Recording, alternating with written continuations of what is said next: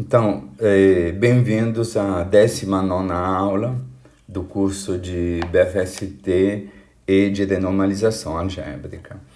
Então, nesta aula, a gente vai, digamos, continuar a nossa caminhada ao longo dos vários aspectos da simetria de BFST e vamos começar a entrar no longo capítulo da extensão quântica da simetria de BFST, ou seja, na construção de um funcional quântico, o MPI, que respeita a invariância de BFST. Esse é um tópico que nos ocupará bastante, porque encontraremos assim vários aspectos não triviais ao longo do caminho. Certamente o primeiro ponto não trivial será justamente toda a discussão da possível existência de uma anomalia na extensão quântica da simetria de BFST. Este é um grande capítulo associado à famosa anomalia de calibre de Adler-Bardeen, que possui várias propriedades.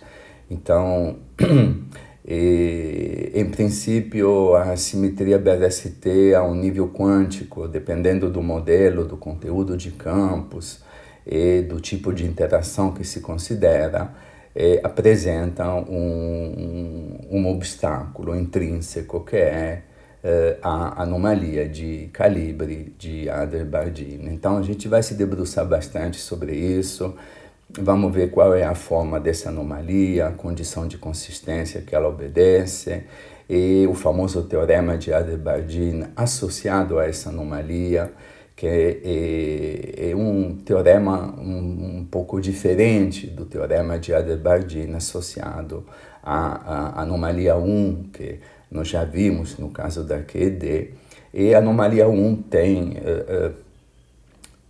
sua extensão também não abeliana, só que ela afeta sempre um outro nível da teoria e, de uma certa forma, ela é sempre bem-vinda.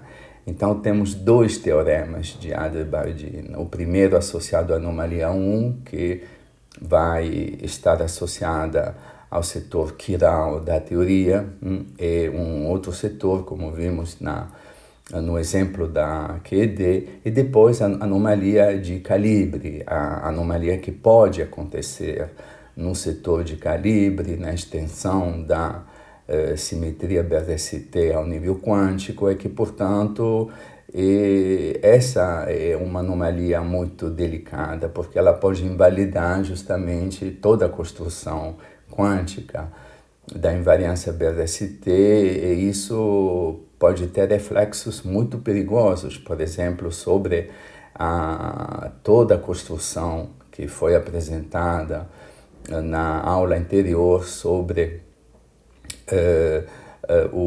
a construção dos espaços assintóticos in out, toda a construção de Kugujima, a possibilidade de calcular elementos de matriz S a várias as ordens de maneira consistente, de forma que o cancelamento entre os graus de liberdade não físicos aconteça de forma consistente. Então, a primeira etapa para o estudo quântico da extensão da simetria BFST é voltar um pouquinho à ação de Faddeev-Popov, né? E vocês já estão bem acostumados à forma da Lagrangiana de Faddeev-Popov. Aqui eu não incluí o termo de matéria, mas isso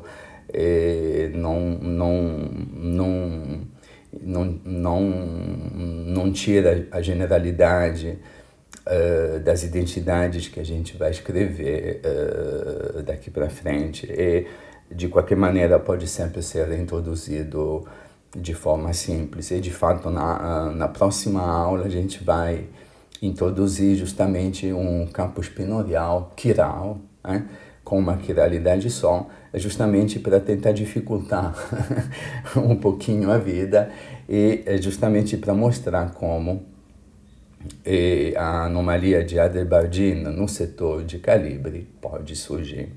Então, vamos começar com a ação de Faddeev-Popov, no calibre de Landau, esse é o termo de fantasma de Faddeev-Popov, e já escrevemos várias vezes a assimetria BRST.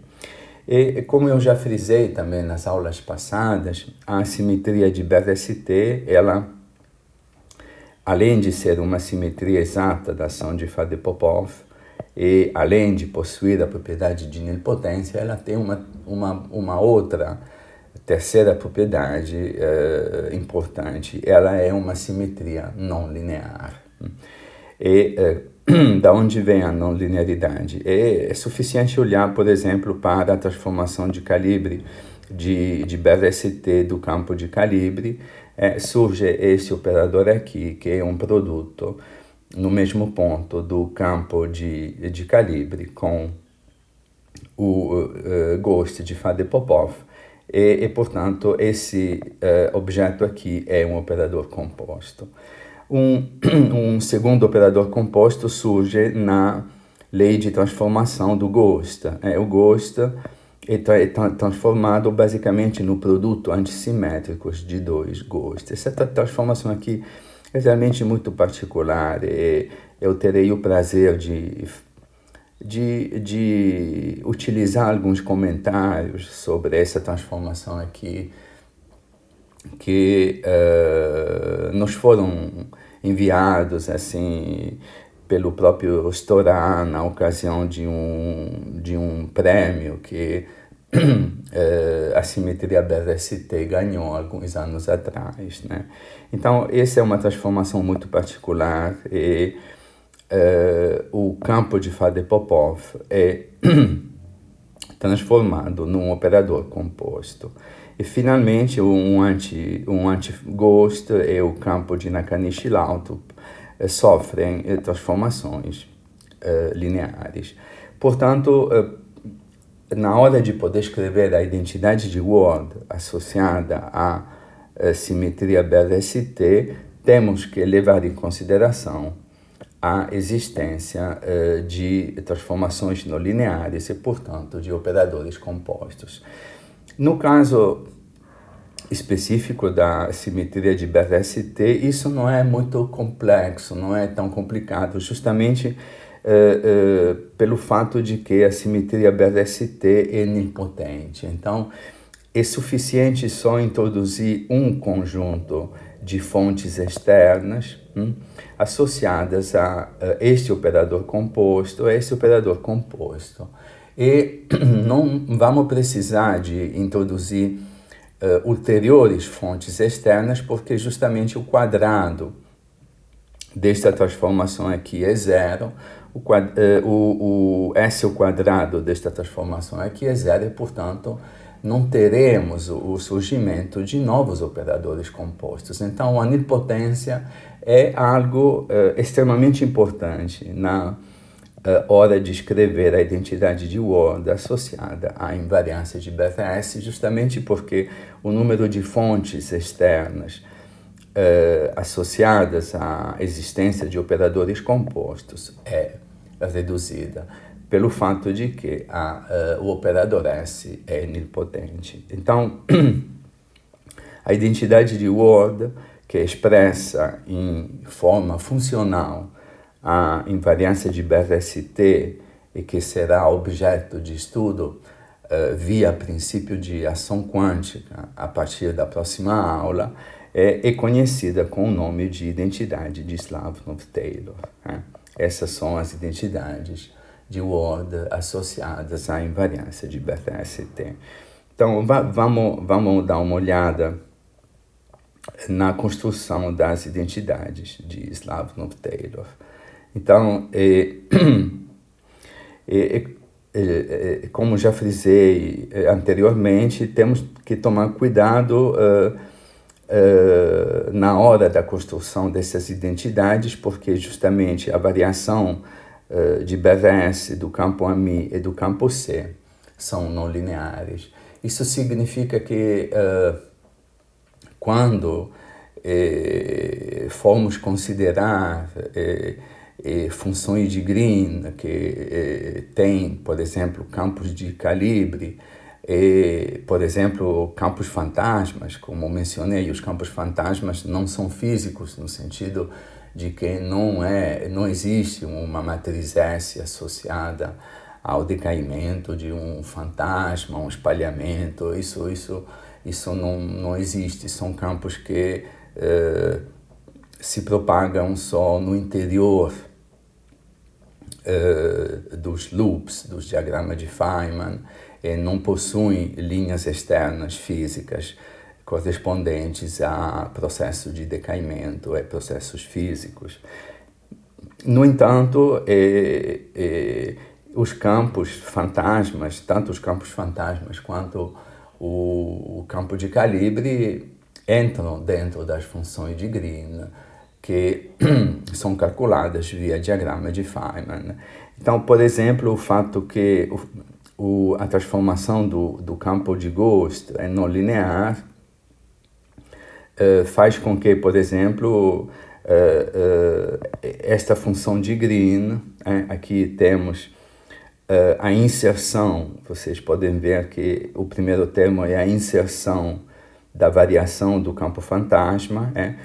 Eu tenho dois campos de Ghost no mesmo ponto, o produto de dois campos de Ghost no mesmo ponto.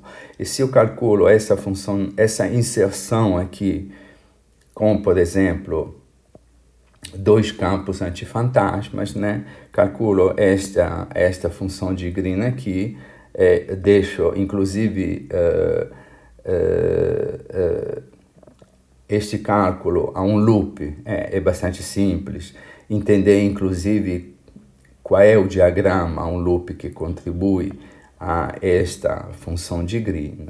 Esta função de Green, ela é divergente e justamente representa a inserção da variação do campo fantasma de Faddeev-Popov e dentro da função de Green com dois campos antifantasmas. Então, vocês podem dar uma olhada nesta função de Green, ver qual é a primeira contribuição a um loop associada a esta função de Green e checar imediatamente, utilizando o power counting, que ela é divergente. Então, existem divergências assim associadas ao fato de que justamente a transformação de BRST leva a operadores compostos, que então tem que ser tratados de forma adequada, introduzindo os operadores compostos gerados pela transformação não linear de BRST na ação de partida com as respectivas fontes. E isso vai nos permitir lidar com as funções de Green desses operadores compostos que possuem divergências. Então, essas divergências têm que ser também eliminadas, e a renormalização dessas divergências se dá através dos fatores de renormalização das fontes acopladas aos respectivos operadores compostos. Então, como temos dois operadores compostos, um associado à transformação do campo de calibre, o outro associado à transformação do Ghost de Faddeev-Popov, temos que introduzir duas fontes externas, que eu vou chamar de ômega-mi e de L. Na próxima aula eu vou pegar carona em algumas partes do livro Renormalização Algébrica que foi escrito com Olivier, e lá as notações serão um pouquinho diferentes. Tem um pouquinho esse problema das notações, mas obviamente a adaptação é praticamente imediata, não há nenhum problema. Então, Vamos introduzir uma fonte ômega associada à transformação no linear do campo de calibre e uma fonte L associada à variação no linear do campo de gosto. Então, vamos modificar a ação de Faddeev-Popov de partida acrescentando justamente um termo de fonte que leva em consideração a não linearidade. Então, como vocês podem ver, o termo de fonte, aqui chamado de SS, contém o operador composto associado à variação do campo AMI e o operador composto associado à variação do gosto. Então, tenho duas fontes externas, ômega e L.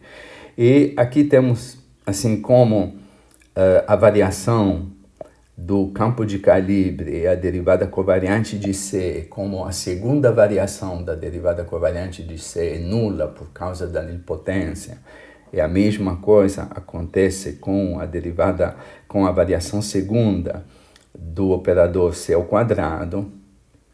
Então, nós temos a maneira mais simples, mais práticas de definir as possíveis transformações de BRST que levam a ação sigma completa, ou seja, a ação de Faddeev-Popov mais o termo de fonte, que deixam esta ação completa invariante, o requerimento mais simples que a gente pode fazer, consistente, e dizer que essas fontes externas não sofrem transformações de BRST. Então, fazendo isso, a gente respeita a nilpotência do operador de BRST com relação às duas fontes externas associadas à transformação de BRST do campo de calibre e de gosto. E, portanto, obviamente, essa transformação aqui faz com que o operador de BRST permaneça nilpotente e, claramente, a ação total ela é deixada invariante. Por que ela é deixada invariante? Porque este termo aqui, esta variação aqui é S de alguma coisa. Sendo ômega invariante, todo este termo aqui pode ser escrito como S de ômega a mi. Então, sendo um termo BRST exato, obviamente, quando atuam com o operador S, encontro S ao quadrado, que dá automaticamente zero. A mesma coisa aqui.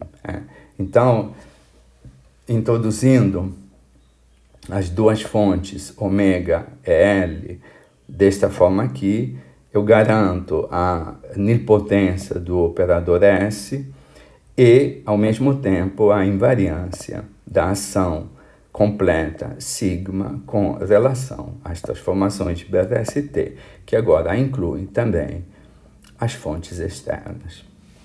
Então, ação sigma é o ponto de partida agora para a construção, para eventual extensão quântica da simetria de BRST. Muito bem. E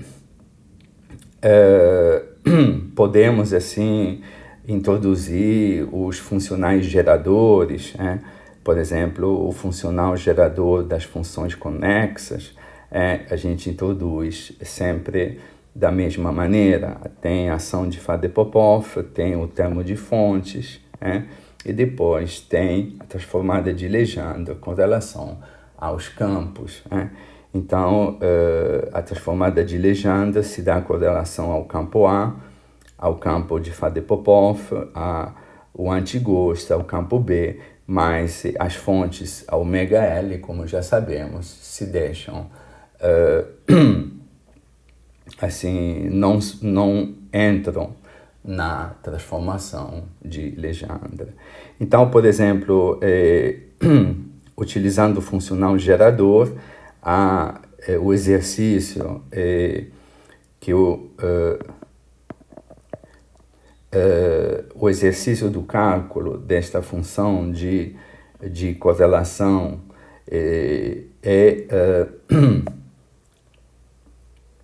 via funcional gerador das funções conexas,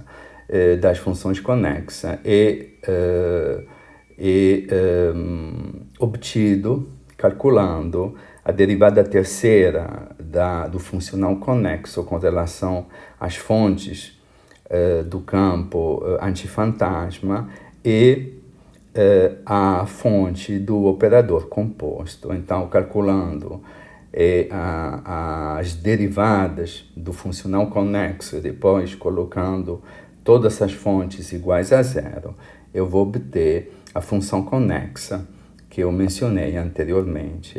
Eu deixo o exercício que eu deixei para vocês analisarem um pouquinho as possíveis divergências a um loop, por exemplo, do primeiro diagrama de Feynman, que contribui à parte conexa desta função de Green. Muito bem. Então, agora temos todos os ingredientes para apresentar as chamadas identidades de Slavnov-Taylor. Ou seja, vamos apresentar primeiramente elas ao nível tree-level, ou seja, construir essas identidades para a ação sigma, que contém a ação de Faddeev-Popov mais o termo de fonte. Então, sabemos que a ação sigma é deixada invariante pelo operador de BRST.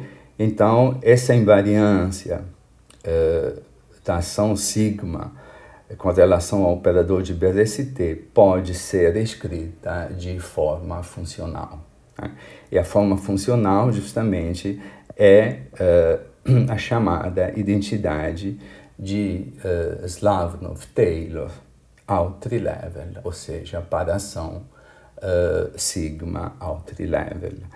Então, a invariância de BRST da ação sigma escrita em forma funcional, ela adquire o nome de identidade de Slavnov-Taylor. E as identidades de Slavnov-Taylor em forma funcional são expressadas por este operador aqui. Este operador é muito simples de ser construído. Como se constrói? É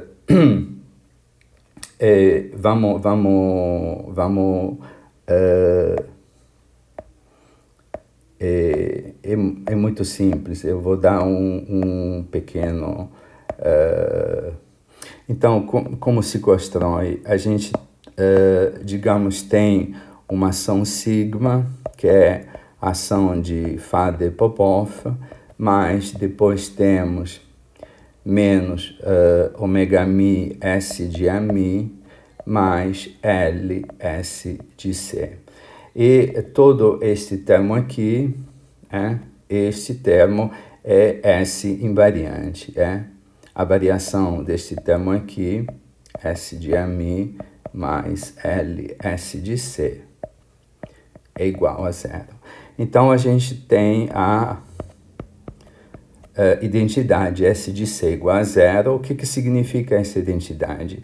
Essa identidade significa o seguinte: a variação de AMI de sigma pela variação de AMI mais temos depois a variação de C de sigma pela variação de C mais a variação de C barato de sigma pela variação de C barato mais a variação de B de sigma pela variação de B mais as fontes pela variação da fonte mais a fonte L, a variação da fonte L. Essa aqui é a forma funcional desta identidade aqui. Agora, S de C barato, esse aqui é igual a B. S de B igual a zero, então esse termo não aparece, S de ômega também é igual a zero, esse termo não aparece, S de L igual a zero, esse termo não aparece, S de A, agora, como introduzimos a fonte associada à variação de A, justamente temos D4x, S de A pode ser escrito como D sigma em D ômega, D sigma em D a mi. Depois temos a fonte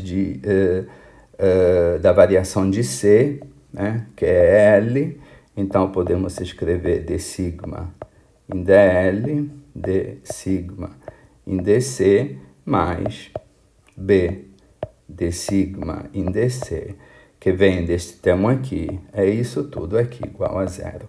Então, esta é a identidade de Slavnov-Taylor em forma funcional que nós escrevemos.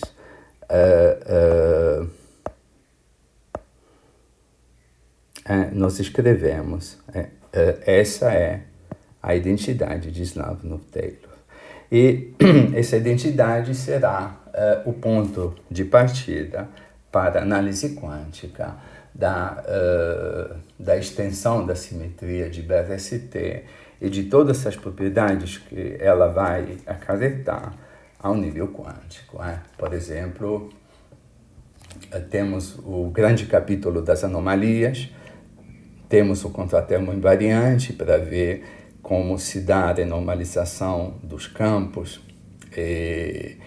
tanto de calibre, quanto dos campos fantasmas, quanto do multiplicador de Lagrange, quanto dos eventuais campos de matéria, e como se dá a renormalização da constante de acoplamento, então, como se dá a equação que expressa o grupo de renormalização de forma compatível com a invariância de BRST, ou seja, com a identidade de Slavnov-Taylor.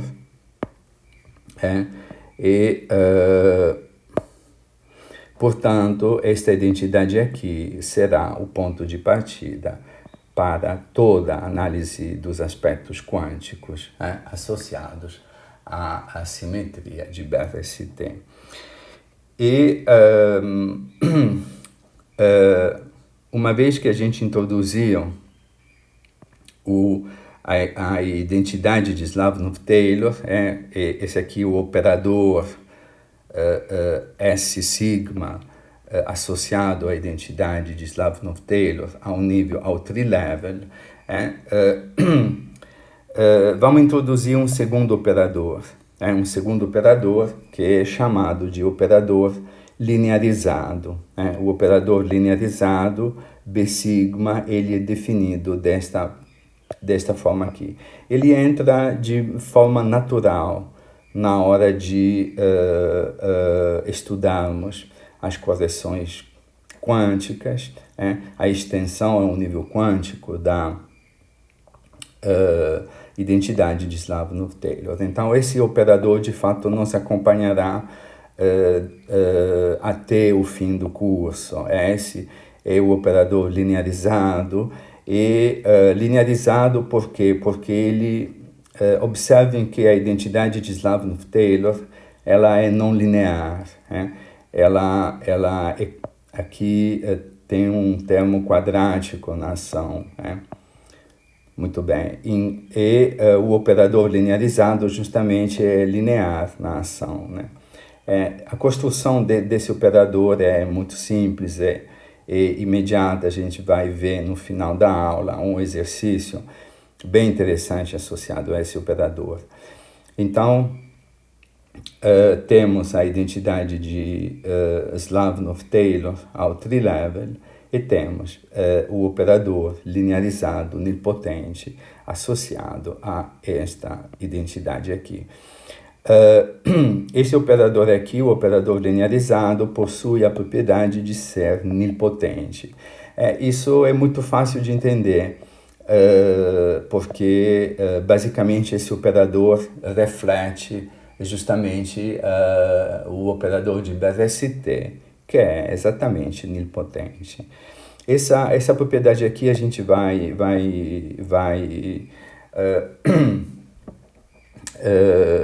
Vamos fazer um pequeno exercício no final da aula para entendermos melhor assim, como é possível chegar a essa propriedade aqui.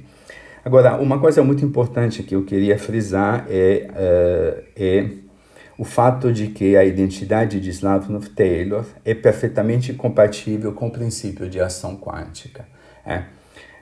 Justamente, se vocês assim voltam atrás na aula em que nós discutimos a possível forma da identidade de Ward mais geral possível, compatível com o princípio de ação quântica, vocês devem lembrar que a gente introduziu exatamente um termo muito parecido, um termo praticamente este termo aqui. Introduzimos um termo que expressa variações não lineares dos campos, que é exatamente esse termo aqui.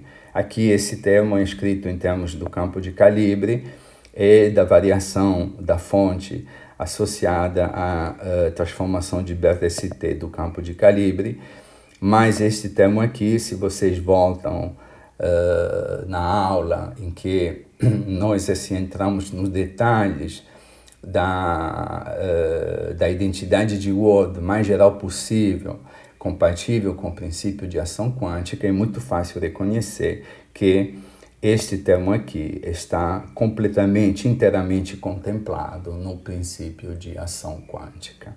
Então, esse é um fato importantíssimo. Então, esta parte aqui da identidade de Slavnov-Taylor, escrita aqui ao trilevel, expressa justamente a existência de uma simetria não linear dos campos quânticos A e C. E ela, justamente pelo fato de termos introduzido as oportunas fontes ômega e L, quando ela é escrita em forma funcional, torna-se imediatamente compatível com o princípio de ação quântica. Isso é importantíssimo porque o princípio de ação quântica, como vocês sabem, é a chave para poder estendermos a identidade ao trilevel, ao nível quântico, via condição de consistência. Então, a gente na próxima aula vai analisar a condição de consistência da identidade de Slavnov-Taylor, que se dá justamente via princípio de ação quântica, porque justamente a identidade, os termos que entram na identidade são todos compatíveis, são todos contemplados dentro do princípio de ação quântica. Então, o princípio de ação quântica nos guiará na possível extensão quântica da identidade de Slavnov-Taylor. E, finalmente, o último termo, vocês já estão bem acostumados com este termo aqui. Este termo aqui expressa uma variação linear dos campos, portanto, é totalmente compatível também com o princípio de ação quântica. Então, são dois aspectos muito importantes. A invariância BRST da ação completa com as fontes necessárias para lidar com a natureza não linear do operador S, levam à construção de uma ação sigma completa. A ação sigma obedece ao trilevel, à identidade de Slavnov-Taylor, e todos os termos que entram na identidade de Slavnov-Taylor são contemplados pelo princípio de ação quântica. Aqui eu podia ter introduzido também os termos de matéria, tanto, por exemplo, férmions de Dirac ou campos escalares, e eles dão origem a termos parecidos com esse aqui. Então, a generalização da ação da identidade de Slavnov-Taylor a setores que contêm campos de matéria leva a uma identidade generalizada, porque aqui eu teria mais termos associados aos campos de matéria, que assumem esta forma aqui. Isto, de fato, a gente vai trabalhar com o campo de matéria espinorial na próxima aula, então vocês vão ver como a identidade de Slavnov-Taylor em presença de campos de matéria, ela é também totalmente compatível com o princípio de ação quântica. Então, isso é uma propriedade fundamental, né? Fundamental da identidade de Slavnov-Taylor, é a propriedade que será a propriedade-chave, ou seja, é através do princípio de ação quântica que se dá a possível extensão quântica da identidade de Slavnov-Taylor, então, a possibilidade, no fundo, de bater o martelo sobre a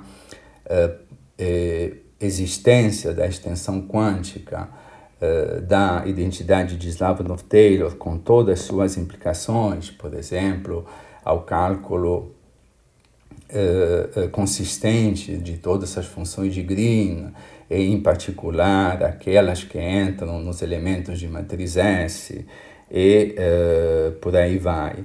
Então, a possível extensão quântica da identidade de Slavnov-Taylor se dará via princípio de ação quântica, estudando a condição de consistência associada à possível existência de uma anomalia neste setor e, como veremos na próxima aula, o operador linearizado de BRST entra de forma natural no estudo da condição de consistência para a possível anomalia no setor de Slavnov-Taylor.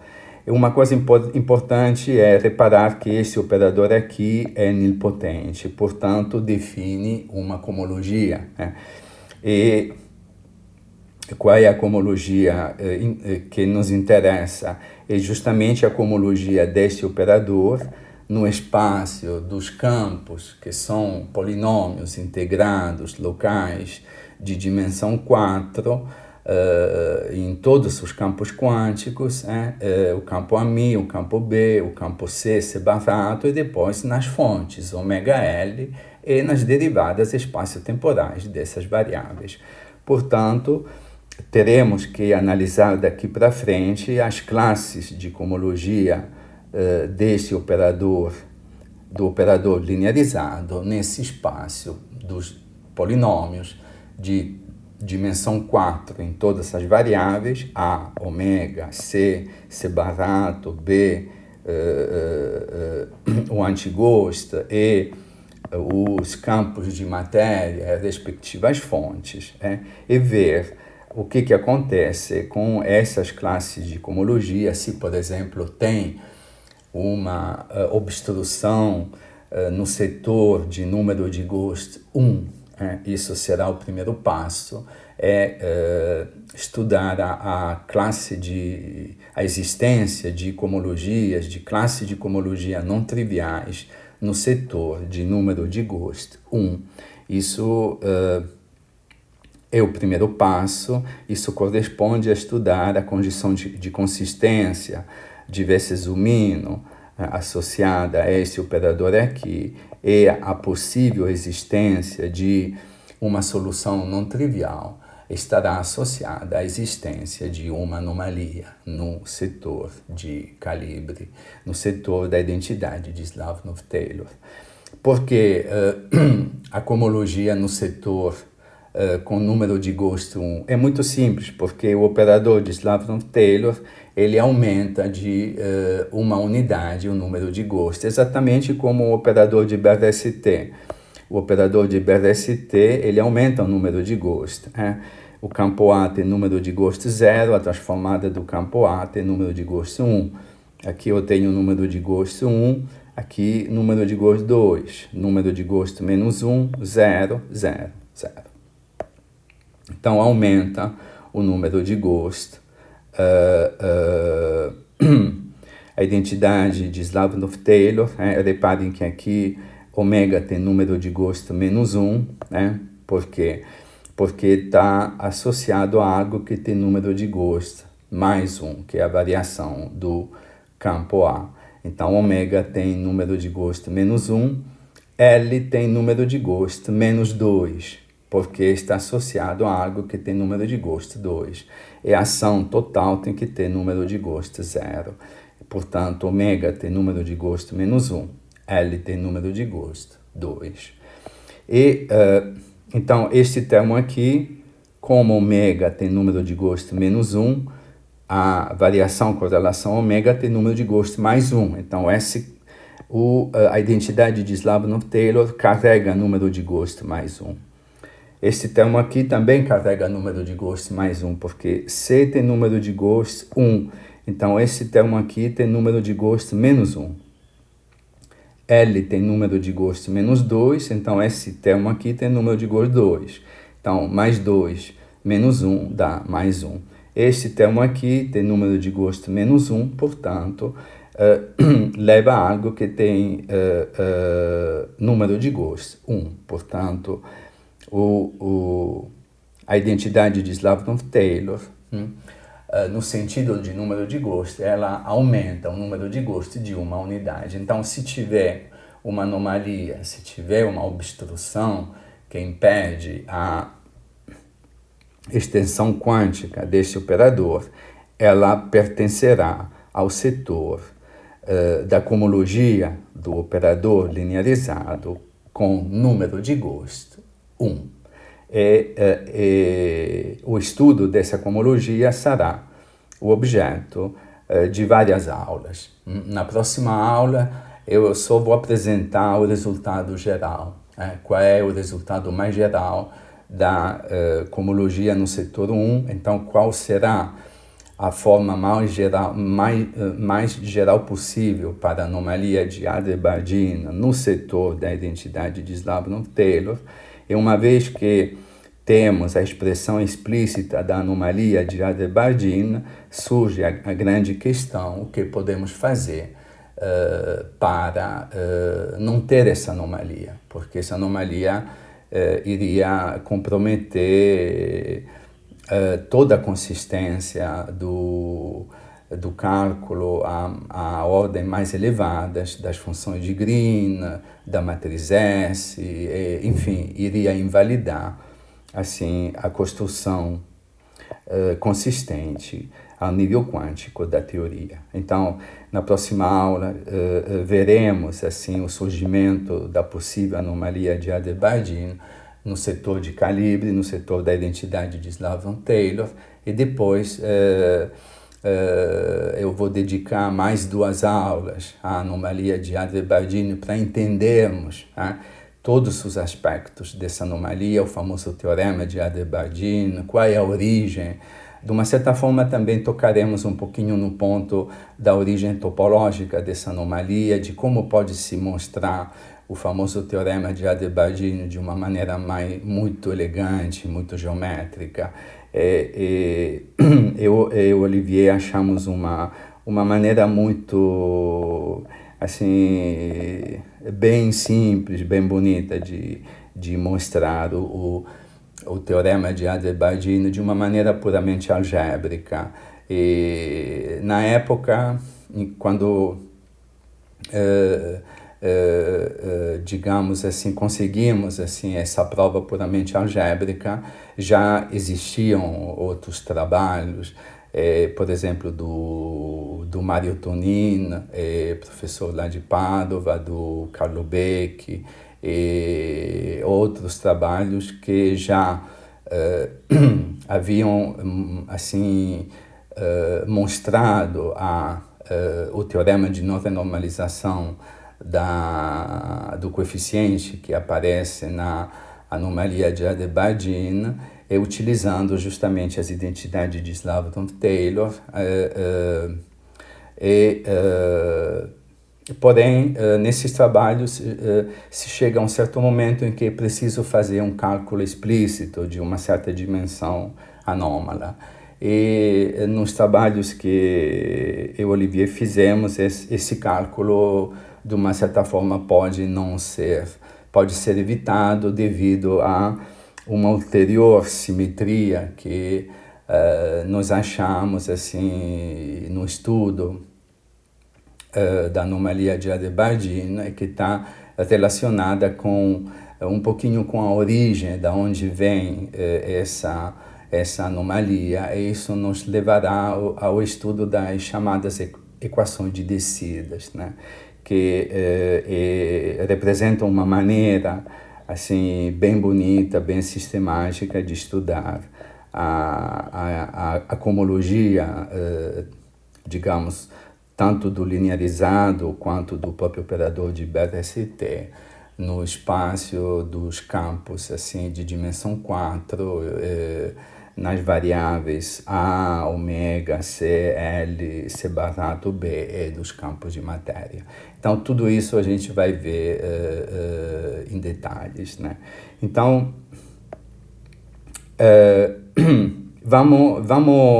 eu vou terminar um pouquinho a aula dando uma pequena ideia da importância da identidade de Slavnov-Taylor ao nível quântico, né? Então, vamos supor, isso é apenas uma suposição, né? Vamos supor que a gente tenha conseguido estender a identidade de Slavnov-Taylor ao nível quântico. Isso é apenas uma suposição. Para mostrar essa equação, a gente vai ter que fazer um longo caminho. E como eu já mencionei, o primeiro passo é estudar a possível existência de anomalias. Isso a gente vai fazer já a partir da próxima aula. Mas vamos supor que tudo isso tenha passado, que a gente tenha conseguido, de alguma maneira, construir um funcional quântico que obedece à identidade de Slavnov-Taylor ao nível quântico. Isso só para mostrar assim, a importância dessa identidade ao nível quântico e do número de informações de fato que ela carrega. Então vamos supor, é apenas uma suposição, depois disso esta equação aqui vai ser objeto de uma longa discussão. Então vamos supor que a gente tenha se virado de alguma maneira e tenha conseguido construir um funcional gerador, o AMPI, que satisfaz a identidade de Slavnov-Taylor ao nível quântico. Então vamos, por exemplo, fazer a transformada de Legendre, vamos passar do funcional AMPI ao funcional conexo, sempre fazendo a transformada de Legendre dos campos. O funcional conexo tem uma expansão em loop, o primeiro termo é a ação ao trilevel, depois temos a primeira correção, a segunda correção e por aí vai. Então vamos analisar o que acontece com a identidade de Slavnov-Taylor quando se considera a correção, a ordem, um loop, ou seja, quando a gente considera o primeiro termo da expansão.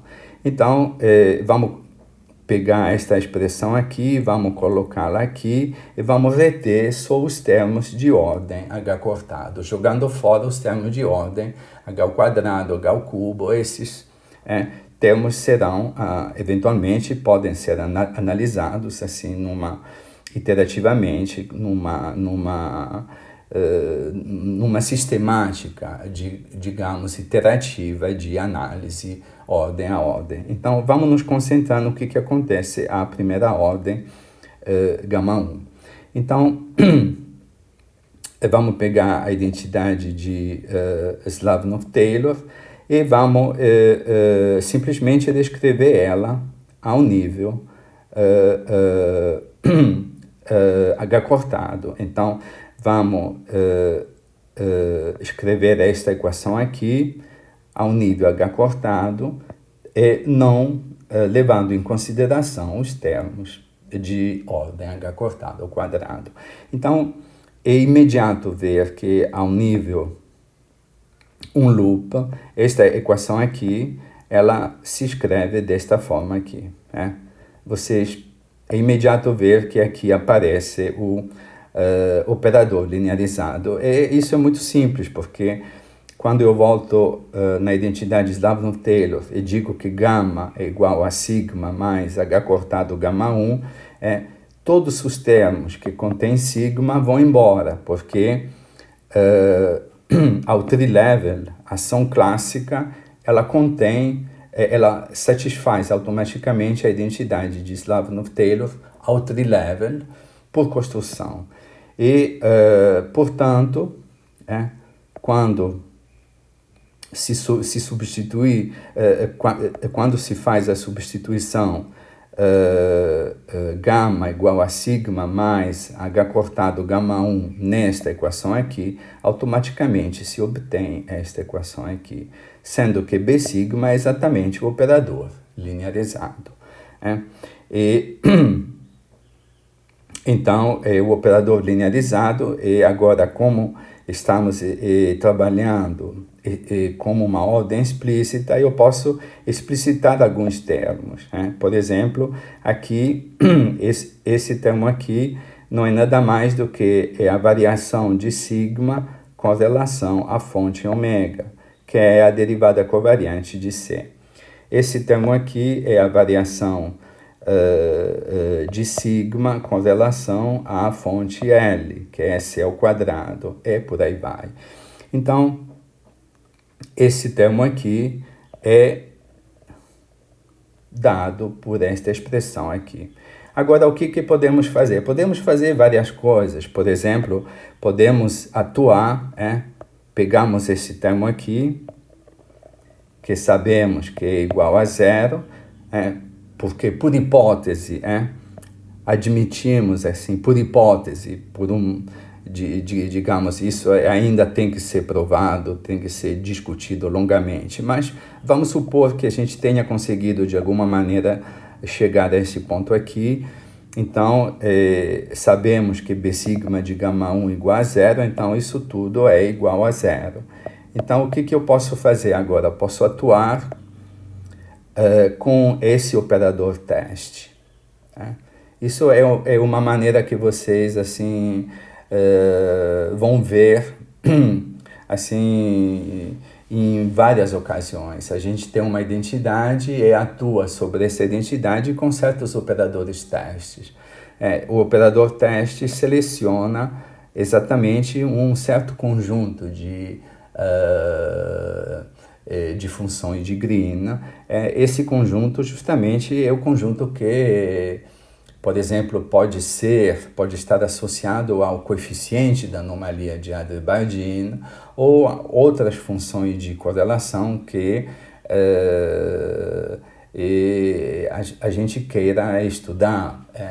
Então, seleciona essas funções de correlação atuando com certos operadores testes na identidade de Slavnov-Taylor. Como essa identidade é zero, se eu atuo com o operador teste, vai ser zero. E como estou trabalhando a um loop, basicamente eu tenho que atuar com o operador teste sobre essa identidade aqui, e como isso aqui dá zero, obviamente, tudo tem que continuar a dar zero. Então, atuando com o operador teste sobre a identidade de Slavnov-Taylor escrita a um loop e colocando todos os campos e todas as fontes iguais a zero, é imediato ver que esta operação aqui leva exatamente a esta identidade aqui. Isso também é muito simples, deixo isso também como exercício, é muito simples, porque aqui temos a derivada com relação a um campo fantasma. Então, se a gente voltar atrás, aqui tem a derivada espaço-temporal de um campo fantasma. Depois eu coloco todos os campos iguais a zero. Então, aqui eu pego simplesmente a derivada espacial do campo fantasma. E depois pego a derivada, derivada com relação ao campo de calibre.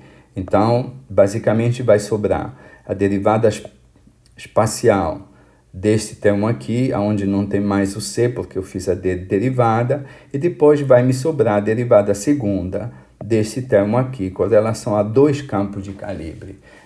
Aqui tem um campo de calibre também, mas se eu fizer a derivada com relação a esse campo de calibre, vai sobrar a função de correlação a um ponto do campo de calibre, que é zero por invariância de Lorentz. Então, necessariamente, essa derivada aqui, a derivada correlação ao campo de calibre, tem que bater neste termo aqui, né? E, então, tenho a derivada espaço-temporal que bate na variação segunda da ação quântica a um loop com relação a dois campos de calibre. Muito bem. Então, o resultado desta equação aqui é esta equação aqui, ou seja, a derivada da variação segunda da ação 1πi a um loop com relação a dois campos de calibre é igual a zero.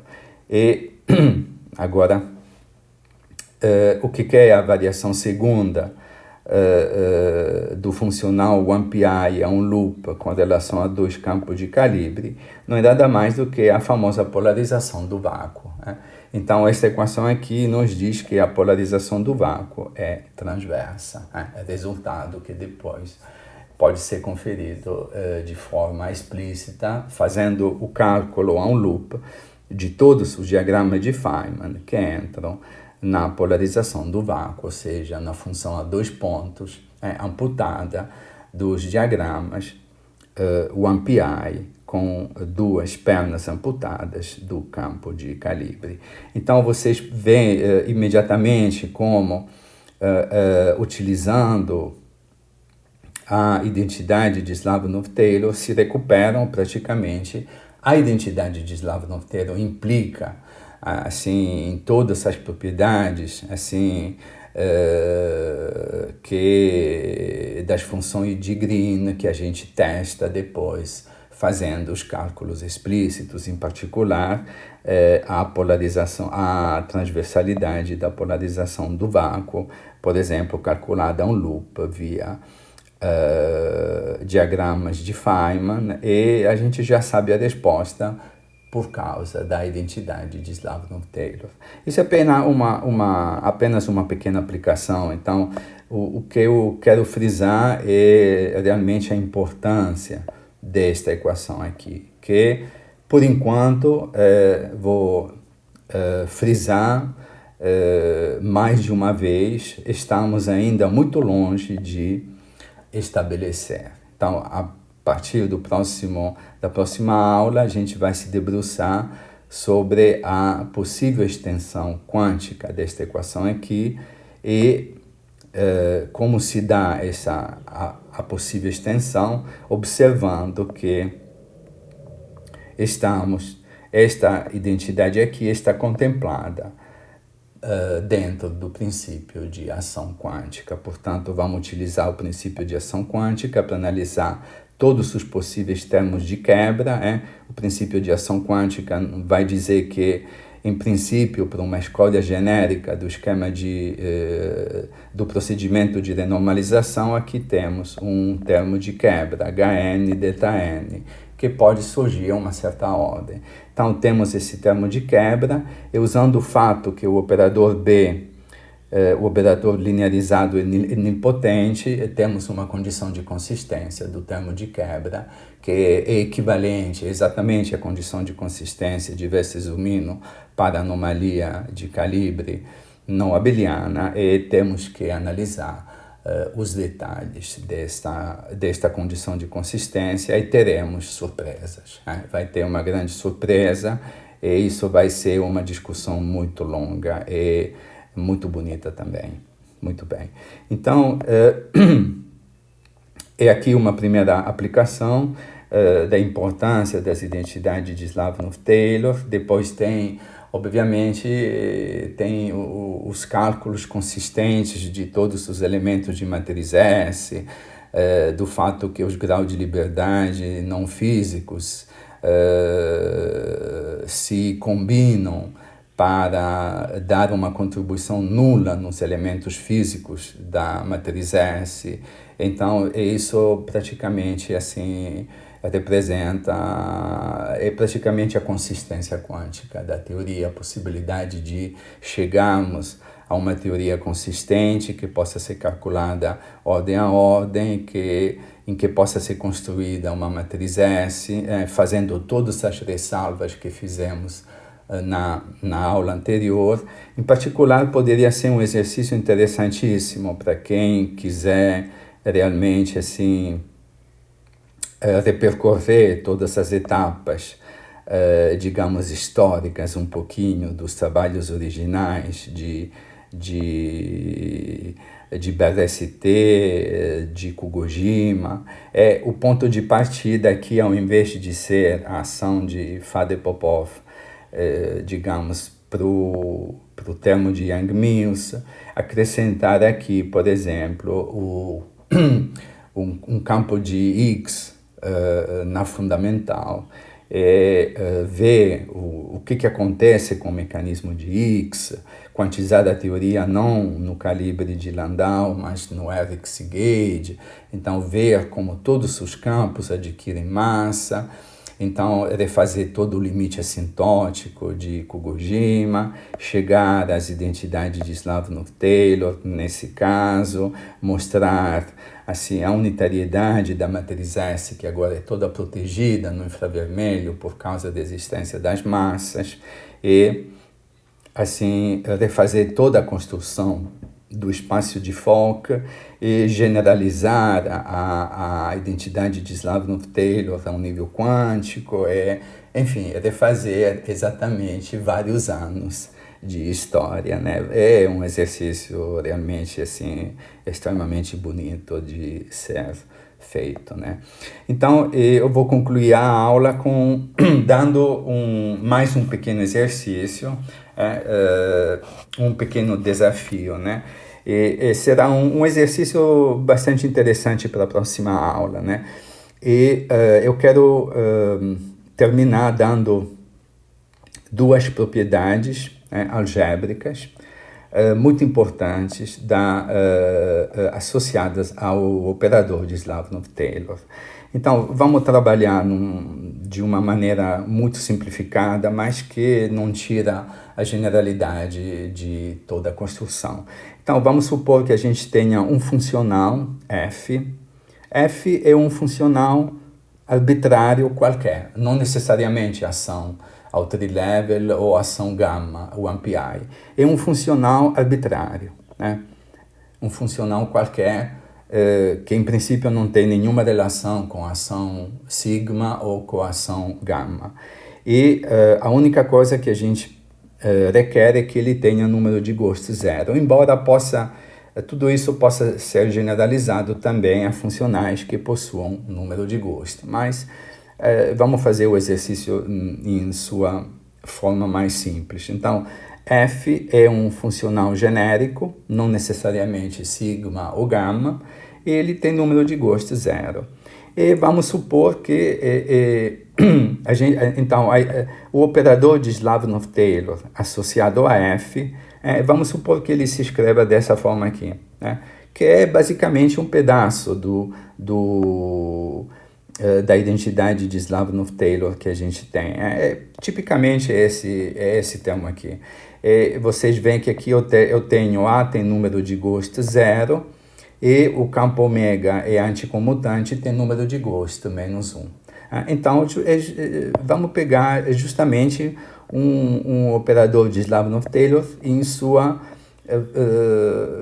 basicamente, na sua forma geral, ou seja, que tenha esta forma aqui. Muito bem, então, vamos supor que, então, esse operador de Slavnov-Taylor, Φ é um Φ-estrela, é um campo anticomutante, com número de Ghost menos 1. É como se aqui eu tivesse ômega. E Φ é um campo comutante com número de Ghost zero. Então, isso pode representar, por exemplo, o A.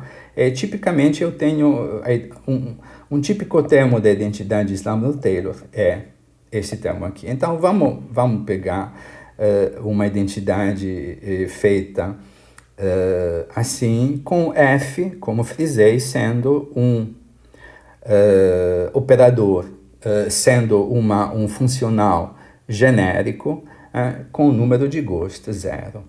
Então, o exercício é o seguinte, a primeira parte do exercício. Então, utilizando a identidade, a forma funcional do operador de Slavnov-Taylor, vamos introduzir também aqui o linearizado. O linearizado é dado por esta forma aqui. Ele é linear no funcional F. Então, basicamente temos Slavnov-Taylor e funcional linearizado associado. Então, a primeira propriedade que o primeiro item do exercício é o seguinte: mostrar que esta equação aqui é identicamente, vale identicamente para qualquer funcional f. Esta é uma propriedade muito importante. Ela é muito simples de ser mostrada e o importante que eu quero salientar aqui é que aqui eu tenho um funcional qualquer. Não necessariamente sigma, não necessariamente gama. Esta é uma propriedade puramente algébrica, que basicamente reflete, no fundo, a nilpotência do operador de BRST, mas a nível um pouco mais sofisticado, a nível da identidade de Slavnov-Taylor e do operador linearizado associado. Então, o primeiro ponto é mostrar essa identidade. Não é complicado, é simplesmente assim escrever com um pouco de paciência todos os termos e depois reconhecer que os termos se juntam em pares. E depois é só fazer uma pequena transformação de coordenadas, renomear x em y e y em x. Lembre que o operador de Slavnov-Taylor é integrado, o operador B sigma também é um operador integrado. Então, aqui eu tenho uma integração, digamos, em D4x, que vem do linearizado, em D4y, que vem do operador de Slavnov-Taylor. Então, é só simplesmente assim escrever explicitamente essa equação aqui, juntar os pares que são os termos que são parecidos, fazer a troca de variáveis x, y, y, x, e depois utilizar o fato que φ estrela é anticomutante, φ é comutante, então vocês vão reconhecendo como vai ter um cancelamento, os pares se cancelam, é isso aqui, vai dar 0. Então, o importante é que esta equação aqui vale, como frisei, para qualquer funcional f, com número de gosto 0, pode ser generalizado também a funcionais com um número de gosto não nulo, mas o que nos interessa é o caso de um funcional arbitrário. Aqui, f é um funcional arbitrário, não necessariamente sigma ou gama, mostrar esta propriedade aqui. Esta propriedade é uma das propriedades algébricas muito importantes da identidade de Slavnov-Taylor, da forma funcional da Slavnov-Taylor. Muito bem. Então, esse é o primeiro item do exercício. O segundo item, agora vamos ser um pouco mais específicos. Vamos supor agora que o funcional f satisfaça a identidade de Slavnov-Taylor. O que acontece, por exemplo, exatamente com a ação sigma, ação ao trilevel. A ação sigma, ela por construção satisfaz a equação, a identidade de Slavnov-Taylor. Então, vamos supor agora que o funcional f, que pode ser tanto sigma, ação ao trilevel, quanto, então pode ser tanto sigma, ação ao trilevel, quanto gama, ação quântica, desde que a gente tenha conseguido mostrar a validade a nível quântico. Então, mas vamos supor que esse funcional aqui, que é um funcional qualquer, satisfaça a identidade de Slavnov-Taylor, ou seja, essa identidade aqui. Então, que esta identidade aqui seja satisfeita, ou seja igual a zero. Então, o segundo item do exercício pede mostrar que o operador linearizado associado a esta identidade de Slavnov-Taylor, que é este operador aqui, é nilpotente.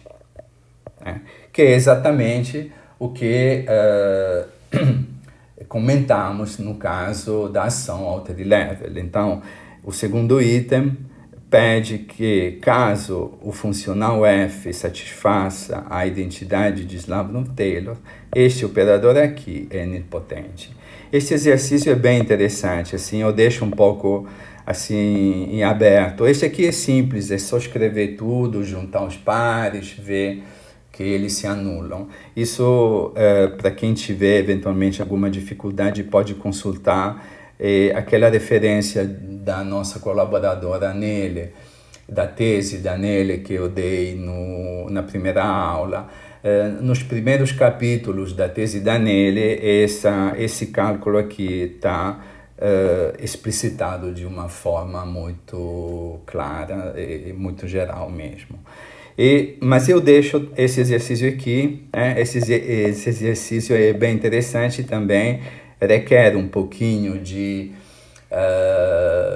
esperteza, digamos. Ele pode ser feito em várias maneiras, claro, mas a maneira mais simples, mais direta é, se eu tenho essa informação aqui, o funcional f satisfaz a identidade de Slavnov-Taylor, então eu atuo na identidade de Slavnov-Taylor, primeiro com este operador teste, como esse aqui é zero, a derivada da correlação φ' vai dar zero, e depois atuo com esse outro operador. Então, uma vez atuo com o φ'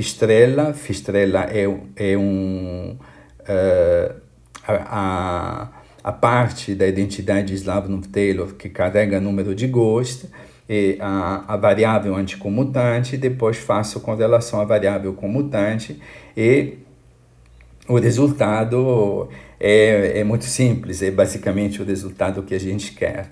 Então, essa é uma dica bem, digamos assim, digamos, talvez a maneira mais direta de chegar a esse resultado aqui, uma vez que eu sei que o funcional f satisfaz a identidade de Slavnov-Taylor.